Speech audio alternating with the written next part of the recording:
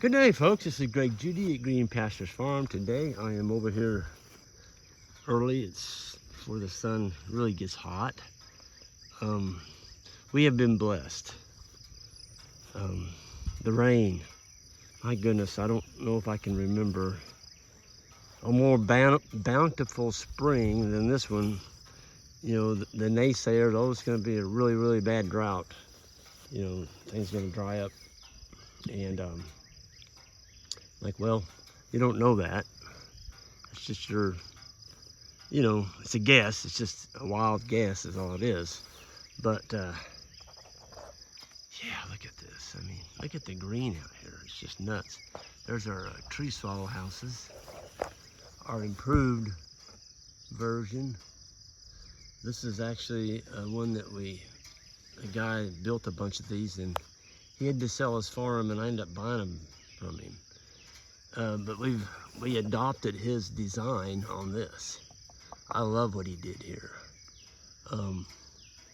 This keeps woodpeckers from pecking it out and making the hole bigger, and then everything will be nested in there.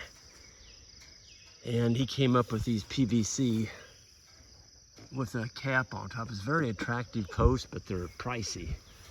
And so we have access to some scrap post fiberglass that we paint, and we can get them, you know, a lot cheaper than buying that 2-inch PVC pipe. And you keep it painted, it'll last just as long, and it's actually stouter than the pipe is. It's because it's made out of fiberglass, where that's made out of hollow, you know, it's a hollow pipe's what it is. But I wanted to show you all something. This is the far east part of the farm that Jan and I bought. The developers put this road in, and there is gonna be a house going up here. We have found out. He was first talking about selling it. He's got a 10-acre tract up here, but then he changed his mind, and he's actually gonna build up there. So, you know, he had it bought before we did, so it's a free world. You can do what you want once you buy it, you know, as long as you stay in the code of where you're building at. But I wanted to show you these posts. These are the timeless. It's the best post made in the world, as far as I'm concerned. There is no other post that can even come close to this post. Everybody's going, oh my God, they're expensive. No, they're not. They're not expensive. If you compare this post to a steel post, folks, I've got these 22 feet apart. And if you're putting steel posts in, especially if you're building barbed wire fence, you've got to put your post every, you know, 10 to 12 feet, or your wire's gonna sag. Where here, there's no fasteners, so you just run them right through the hole. So this is a 5-wire fence. We've got hot, ground, hot, ground, hot. And those are spaced 9 inches apart. And that fence there, you know, you put a big charger on it, like we like to speed right. And so, you know, Timeless carries those as well, Timeless fence. And what I like about Timeless products, especially this one right here, it's made in the United States. Russ is doing everything he can to make jobs there in Tennessee. And I just, you know, call me a patriot. I don't care what you want to call me. I like buying and supporting jobs in the United States if I have a choice to do that. Some of that choice is taken out of our hands, and we started manufacturing everything over in China.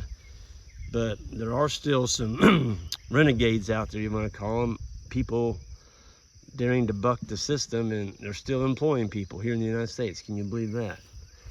And I'm going to support them. I want my money going to U.S. jobs, if at all possible. That's what I love about this post. It's made in U.S. It's pre-sharpened. It's pre-drilled. It's got a coating on it. You don't have to worry about painting it. And watch this. I mean, a tree can fall on it. It might bend the post over, but when you cut the tree off, the post will spring back up. I've already had it happen 2 or 3 times, and it has not broken the post. And it's an attractive fence. I mean, look at that.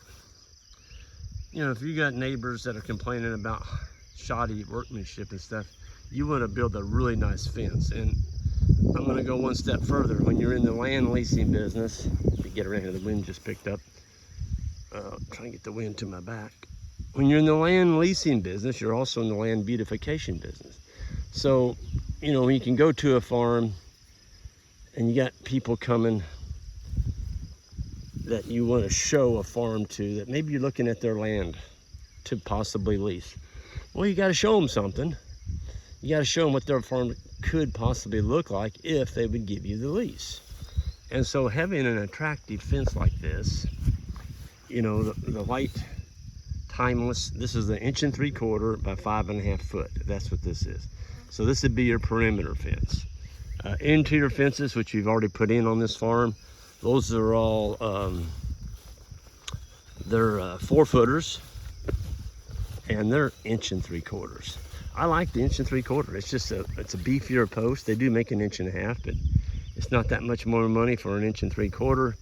They're just a stouter. You know, you got more material, and that's what I've decided on. But yeah, I mean, I tell you, I like to build things one time and be done with it. And when I get done, I want it to look nice.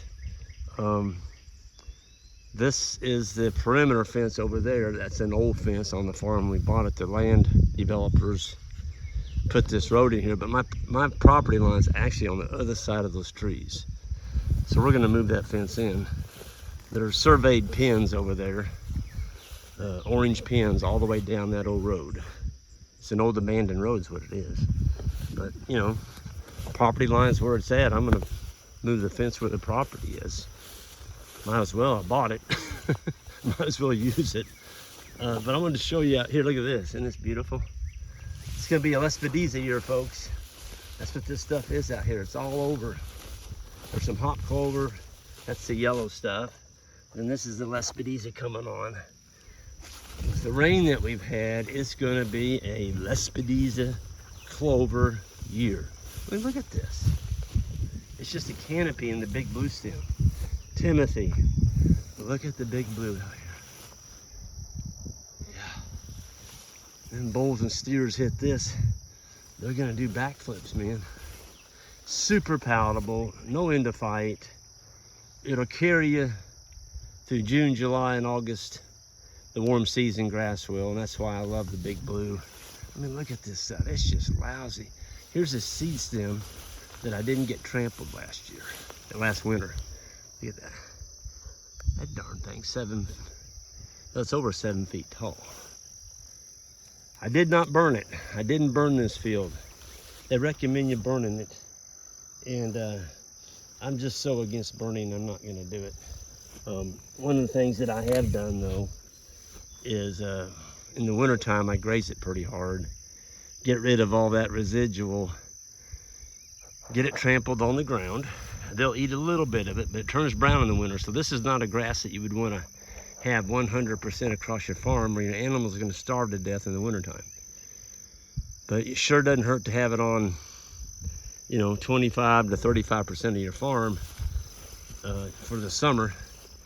It gives your fescue a chance to kind of rest because it's not growing, and your animals still just crank because they get this stuff. I mean, it's just beautiful grass. So I'm hitting it just perfect. There's no seed head on it yet. It's in the 24-inch height. The cattle are gonna come in here and eat it and trample it on the ground, then I'll come back in about 45, 50 days and I'll repeat it.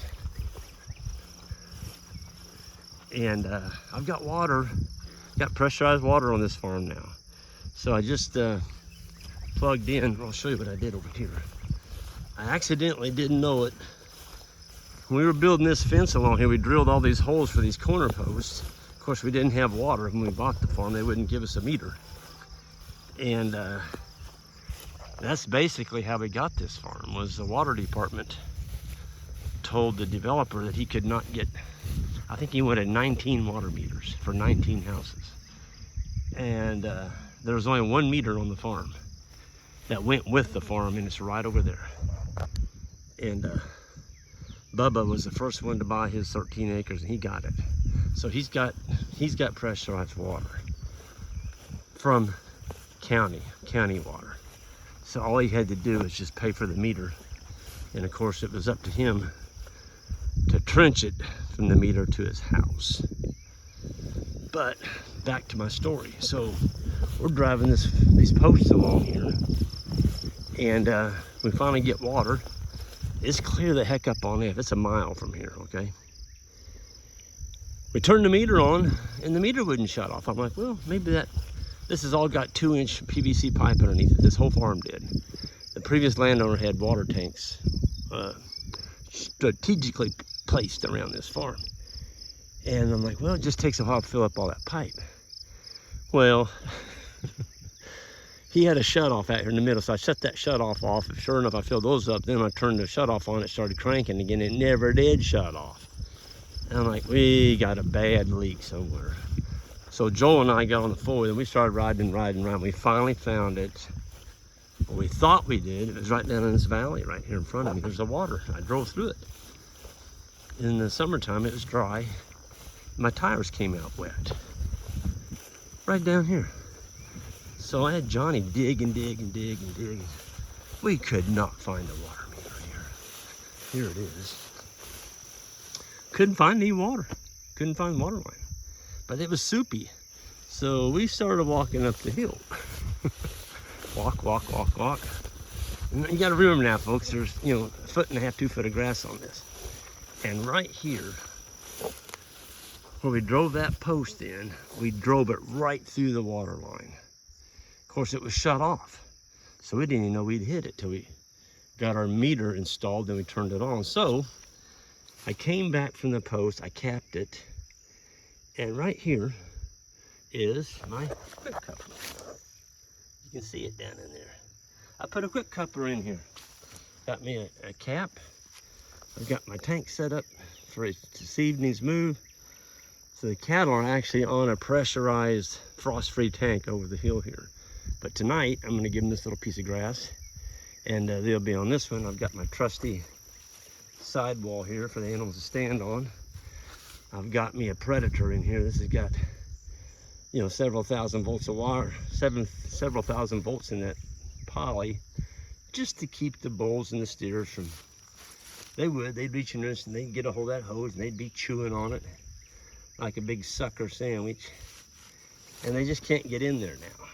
So that's a 50-gallon tank. I've got about 35 gallons of water in it.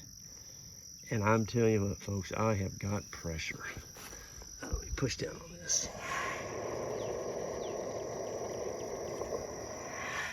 Job Megaflow. I get all that stuff. That's get the best, timeless. That's where I get my stuff at. And you get your post, you get your reel, you get your wire, you can get your Job Megaflow. Russ and them boys, they can help you out. So anyway, back to the forage here. Look at this. I mean, I've never seen Lepeda this good.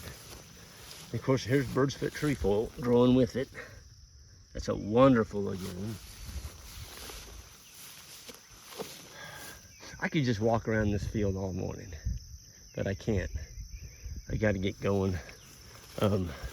Yesterday was my birthday, and I don't feel like I'm any older. I think the trick to not getting or not feeling older is to keep moving. If you stop, kick your feet up and just say, you know what, I'm just not going to do anything anymore, and get lazy, you will get old and you're not going to last very long. I'm just putting it plain simple. That's just this. I'm not a doctor, but I'm 66, and I've seen people, I worked in town all those years, and I saw so many people retire when they were 59. Back in those days, you could do it at 59. I think it's 59 and a half, you could retire. But anyway, 59, 62, most of them retired about that time. And folks, this is no lie. Most of them were dead by 65 to 68. And hardly any of them made it to 70. That's right. They didn't have anything else to do. They went home, they retired, they sat and reclined, they watched TV and ate bonbons and drank him a big gulp soda and got fat, obese, didn't exercise, and had a heart attack. You know, you get a human body's just like a cow. You got to exercise. You want to stay healthy, you got to exercise. And I'm all about this, make America healthy again. I think we need that. I mean, you walk around and look at the obesity in this country. It's unbelievable. You know, we're not a third world country. We're supposed to be able to take care and have good health here, but we don't. Part of it's just people's eating habits and their living habits. They don't do anything. You can't sit and play Xbox all day and expect to look like, you know,